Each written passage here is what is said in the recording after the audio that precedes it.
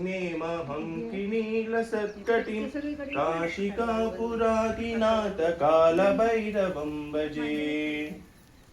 धर्मसेतुपालकं त्वधर्ममार्गनाशकं कर्मपाशमोचकं सुशर्मदायकं विभुं स्वर्णवर्णशेषपाशशोभिताङ्गमङ्गलं काशिकापुरादिनाथ कालभैरवं भजे।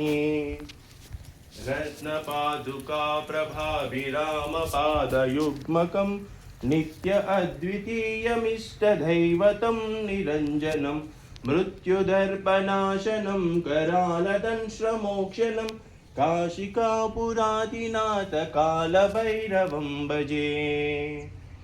अट्टहासभिन्नपद्मजाण्डकोशसन्ततिं दुष्टिपातनष्टपापजालमुग्रशासनम् अष्टसिद्धिदायकं कपालम्